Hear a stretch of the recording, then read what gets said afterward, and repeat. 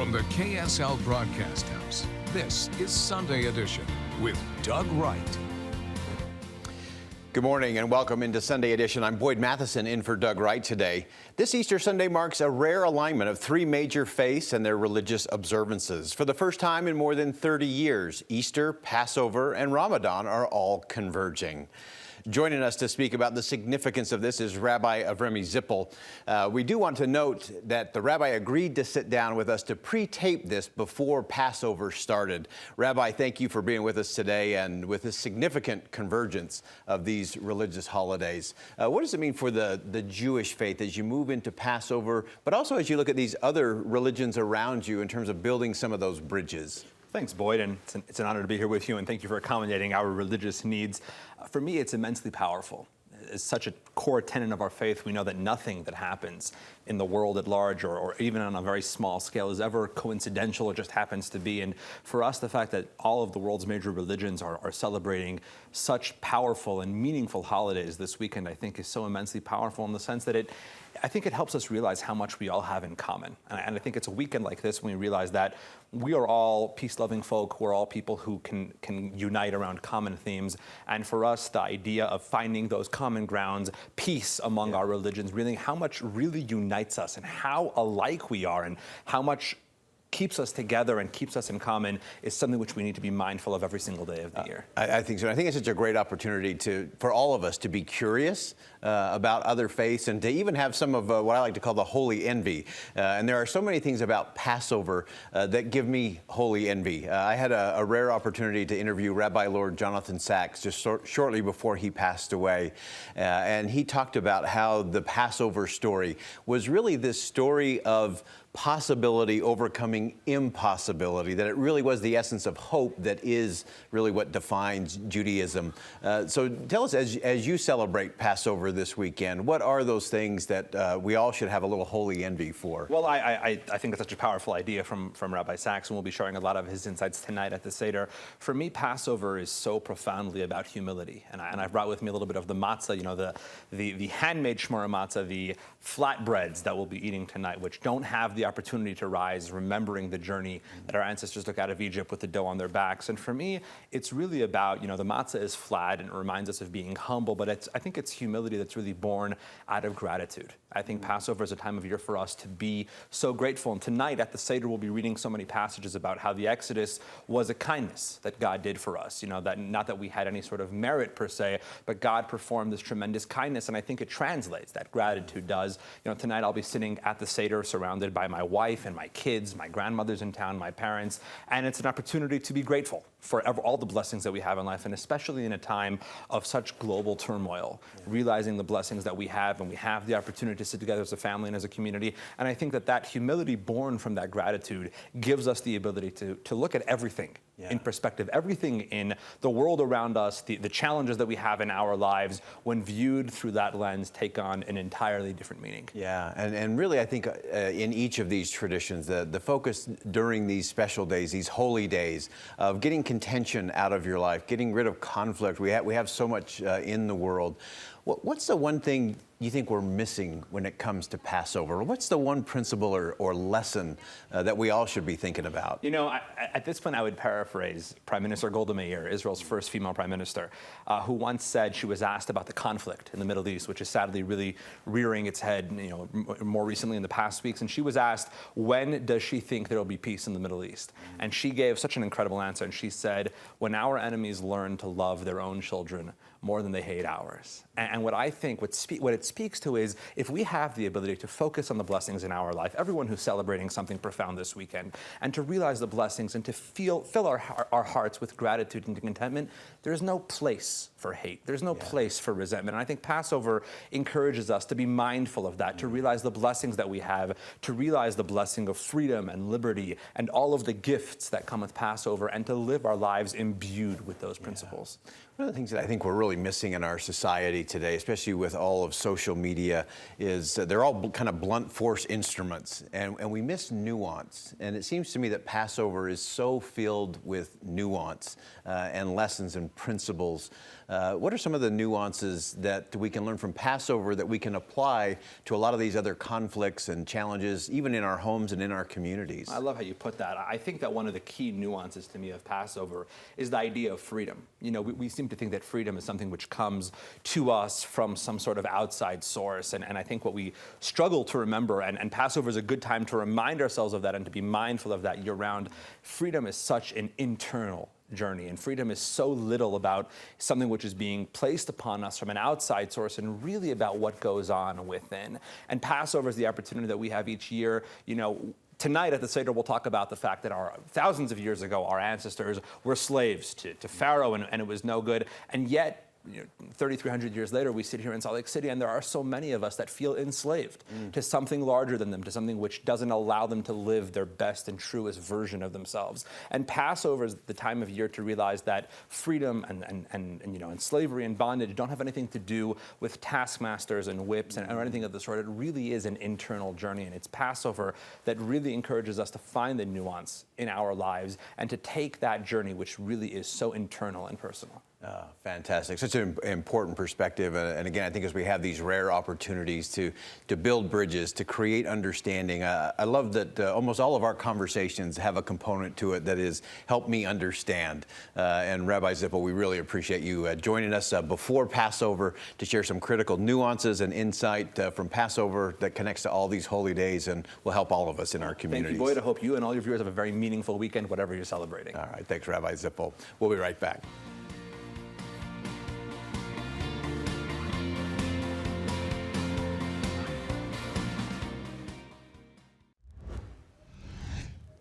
Thanks for staying with us. In less than a week, the Utah Republicans and the Utah Democrat delegates will convene for their nominating conventions. That's April 23rd. They won't be deciding most races across the state, as many challengers have been forced into primary elections through the voter signature gathering process, which is an important addition to the process. Joining us now is Jason Perry from the Hinckley Institute of Politics at the University of Utah. One of the most anticipated races, of course, will be around the United States Senate here in the state of Utah. But before we dive into that piece of it, let's start broadly with both of these conventions.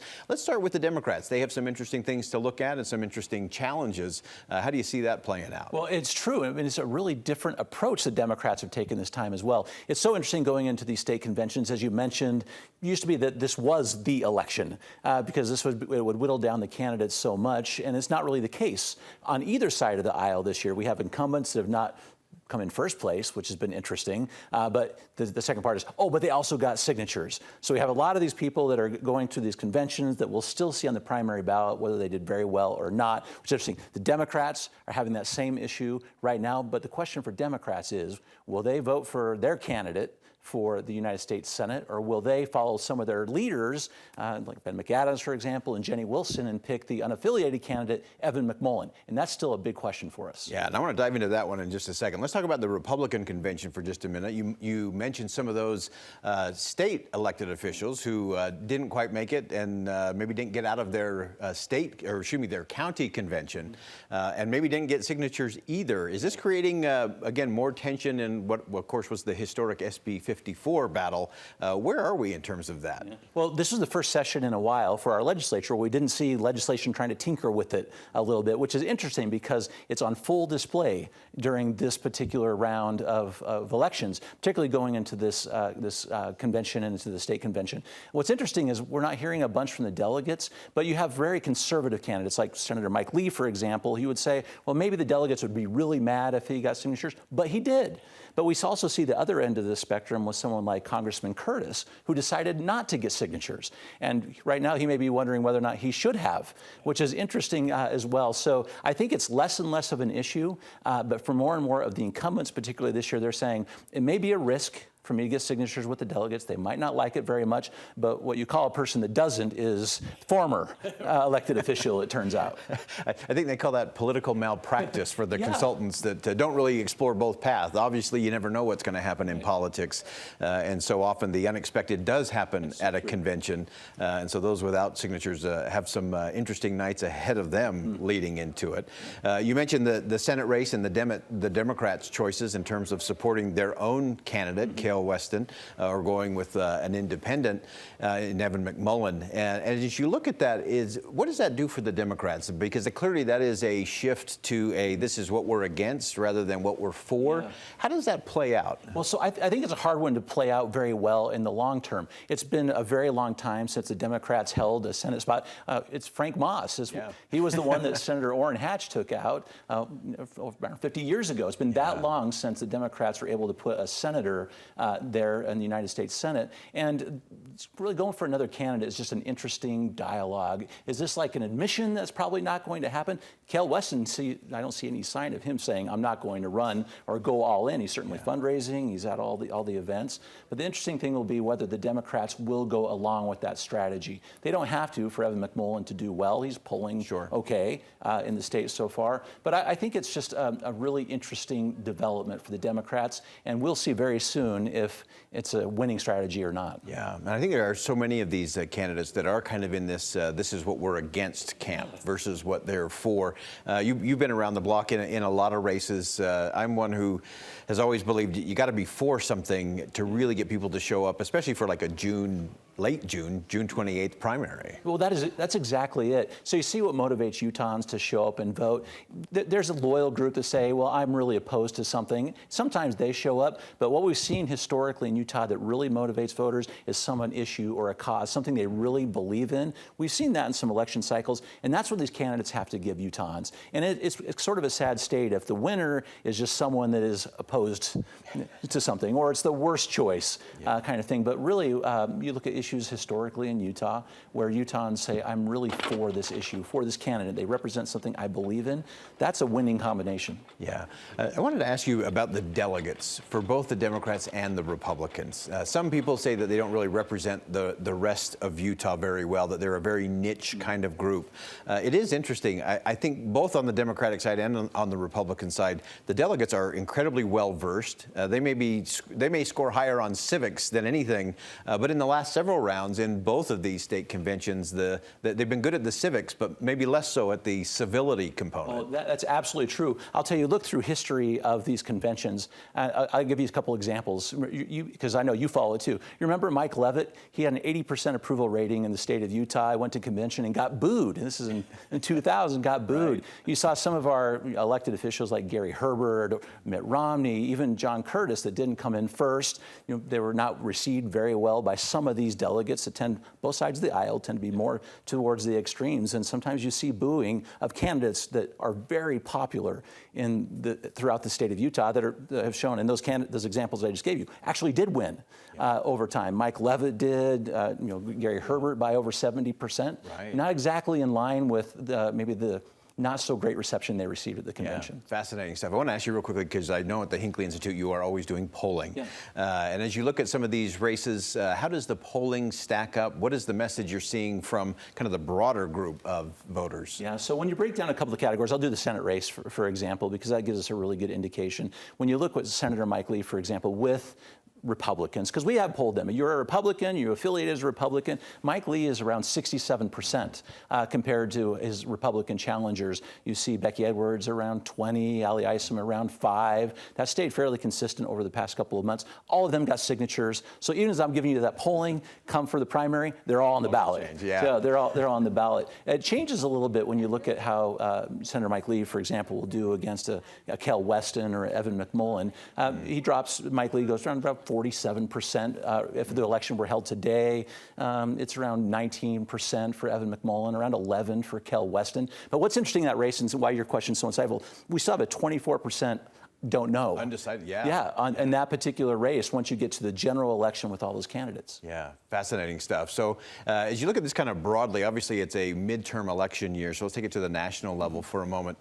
As you look at things nationally, how are things that are happening in Washington, D.C., kind of the big picture things in terms of inflation, jobs, the economy, Ukraine, how are those going to impact Utah races? Well, they're already being asked. I'll tell you a couple issues. Ukraine, we're asking about some polling that we're doing at Deseret News, for example. Utahns are very interested and they're following very closely what's happening in Ukraine. It's interesting. There are some things they really want. They want us to continue to provide more and more help. But what's also interesting on this race for our own elected officials in D.C., they're very interested in getting some of those refugees here to help in this, which is another positive of Utah on that. But I will tell you, you mentioned inflation. This is not only a wedge issue right now, it will be all the way to that general election. Once the state of Utah hits about 10.4% inflation right now, everyone is thinking about their pocketbook and who they're going to vote for and who's responsible. Yeah, and that'll be interesting to see how many of those elected officials will go from the finger pointing and shoulder shrugging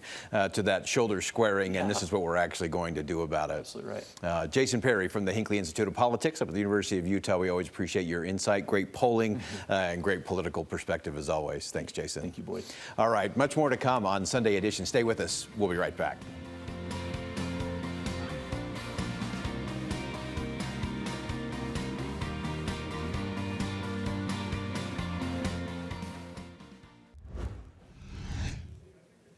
Welcome back. Homelessness in Utah has been a hot button issue for many years now, and as leaders and advocates across the state have tried to provide the appropriate resources and housing to those in need, something just keeps missing.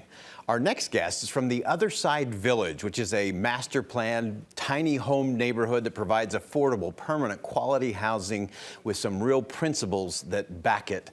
Really thrilled to have joining us Moe Egan from the Other Side Village. Moe, thanks for joining us today. Thanks for having me here. So let's start a little bit with the principles that drive all of this, and it starts with your tag team, sister organization, the Other Side Academy. Give us a quick snapshot of that. Yeah, absolutely. So we're actually here today because of the Other Side Academy, and you know, it's a therapeutic community. It's been around for a while, but one of the things that we've been successful at is creating a culture of peer accountability. It's sort of each one teach one.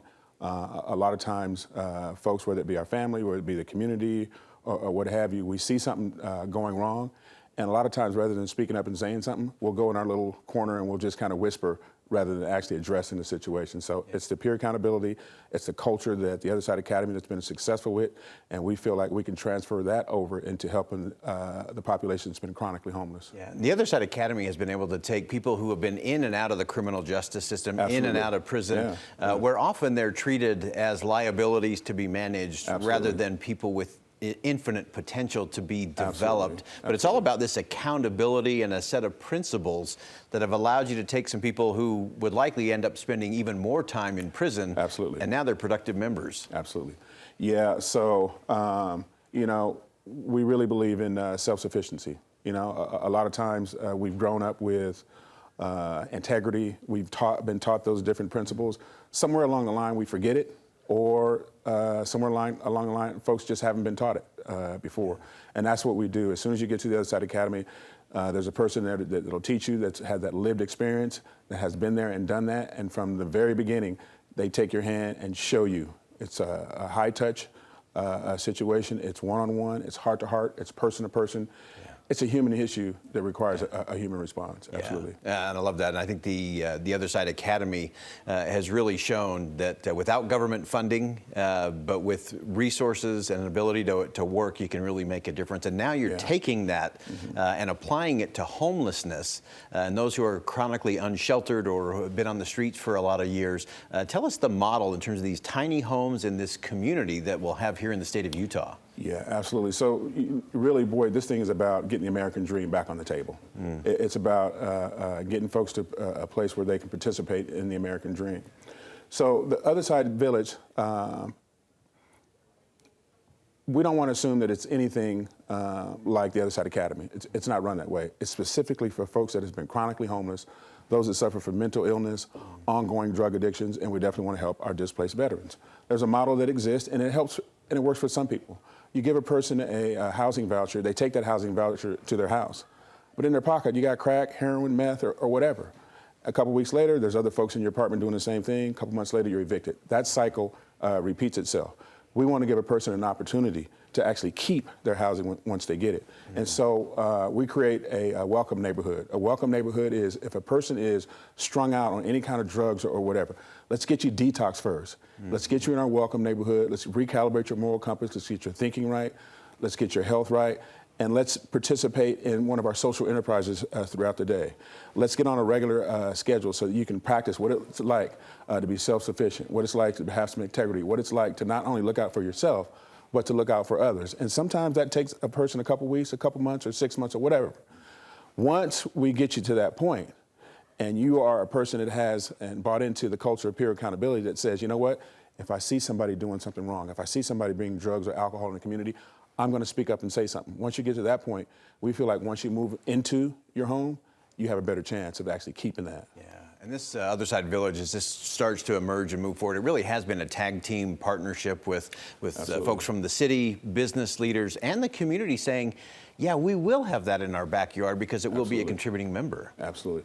You know, ultimately, when the Other Side Village is built out, we feel like we can bring social, economic, cultural, historical capital to that part of town. We plan on having a grocery store. We've done our research, and we've talked to folks in that community, and they said, hey, there's a food desert over here. So we plan on building a grocery store. We also have to have other social enterprises where people that are living there can participate in. One of our goals is to build a state-of-the-art performing arts center, indoor and outdoor amphitheater as well, our version of an Airbnb. All of these social enterprises are an opportunity for a person to kind of get ahead, get that American dream back on the table, so to speak. Yeah, and that dignity of work, that Absolutely. important component of being part of a community are so vital. Absolutely. I mean, you can't give me respect and dignity.